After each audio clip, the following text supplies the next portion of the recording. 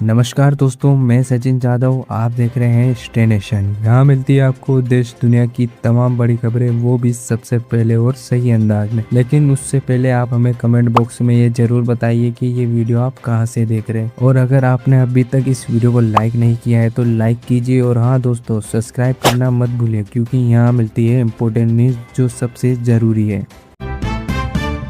भारत सरकार ने देश भर में नई डिजिटल हेल्थ आईडी योजना को तेजी से लागू करना शुरू कर दिया है। अब मरीजों का पूरा मेडिकल रिकॉर्ड एक यूनिक हेल्थ कार्ड में सुरक्षित रहेगा। इससे अस्पताल में इलाज आसान होगा और रिपोर्ट या पुरानी फाइलें बार बार ले जाने की जरूरत कम पड़ेगी। दिल्ली मुंबई एक्सप्रेसवे के नए हिस्से को आम जनता के लिए खोल दिया गया है। इससे दोनों शहरों के बीच यात्रा समय कई घंटों तक कम हो जाएगा। सरकार का दावा है कि इससे व्यापार, पर्यटन और ट्रांसपोर्ट सेक्टर को बड़ा फायदा मिलने वाला है।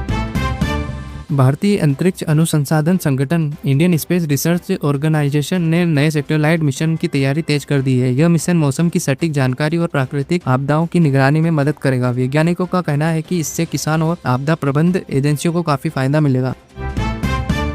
देश में इलेक्ट्रिक वाहनों की बिक्री लगातार बढ़ रही है। कई बड़ी ऑटो कंपनियां ने सस्ते इलेक्ट्रिक स्कूटर और कार लॉन्च करने की तैयारी शुरू कर दी है। सरकार भी चार्जिंग स्टेशन बढ़ाने पर काम कर रही है ताकि लोगों को ईवी इस्तेमाल करने में दिक्कत न हो।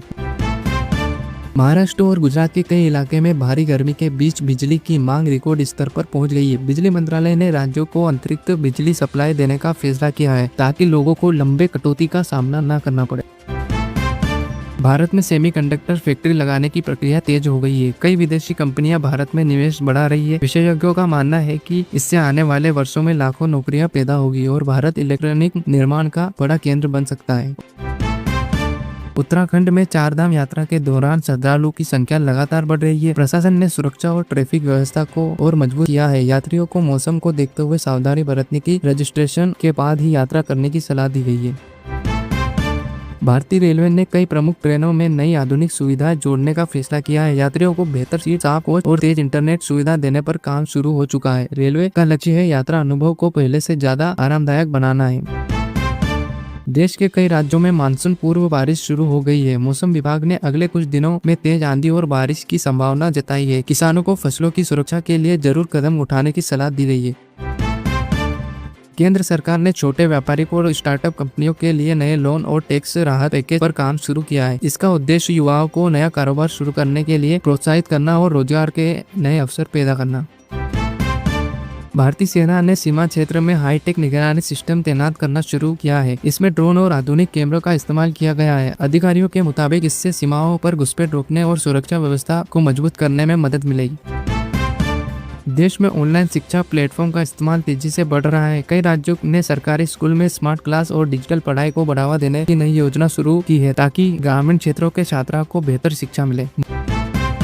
मुंबई और बेंगलुरु समेत कई बड़े शहरों में घरों की कीमत में लगातार बढ़ोतरी दर्ज की जा रही है। रियल एस्टेट विशेषज्ञों का कहना है कि नई परियोजना और बढ़ती मांग के कारण आने वाले महीने में संपत्ति बाजार मजबूत बन रहा सकता है। भारत सरकार ने किसानों के लिए नई सिंचाई परियोजना को मंजूरी दी है। इन योजनाओं से पानी की कमी वाले क्षेत्रों में खेती को फायदा मिलेगा। सरकार का कहना है कि इससे उत्पादन बढ़ेगा और किसानों की आय भी सुधार होगा।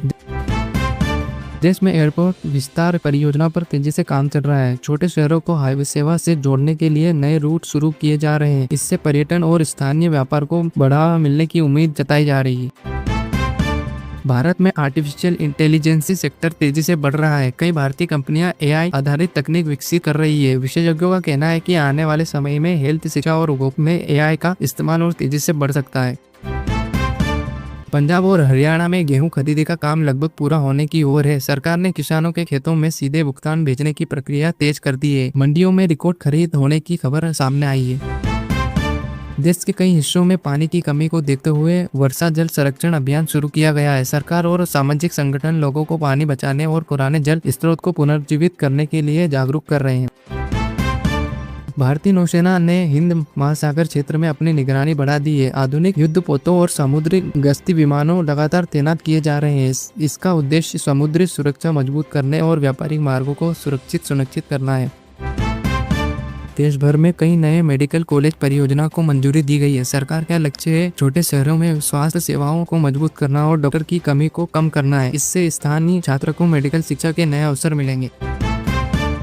भारत में पर्यटन उद्योग को बढ़ावा देने के लिए कई ऐतिहासिक स्थलों का पुनर्विकास किया जा रहा है। नई सुविधाओं और बेहतर कनेक्टिविटी के कारण घरेलू और विदेशी पर्यटक की संख्या में बढ़ोतरी होने की उम्मीद जताई जा रही है। केंद्र सरकार ने साइबर सुरक्षा के बजाय अब डेटा सुरक्षा और डिजिटल प्राइवेसी पर नई गाइडलाइन जारी करने की तैयारी शुरू कर दी है। इसका उद्देश्य लोगों की निजी जानकारी को सुरक्षित करना और डिजिटल प्लेटफॉर्म पर भरोसा बढ़ाना। कई राज्यों में सरकारी भर्ती परीक्षाओं की नई तारीख का ऐलान किया गया है। लाखों उम्मीदवार लंबे समय से इन परीक्षाओं का इंतजार कर रहे थे। भर्ती एजेंसियां ने परीक्षा केंद्रों और सुरक्षा व्यवस्था को लेकर तैयारी तेज कर दी है। भारत में रक्षा निर्माण क्षेत्र में आत्मनिर्भरता को बढ़ावा देने के लिए नए प्रोजेक्ट शुरू कर दिए गए हैं। सरकार चाहती है कि आने वाले वर्षों में रक्षा उपकरणों का बड़ा हिस्सा देश में तैयार किया जाए ताकि आयात पर निर्भरता कम हो सके।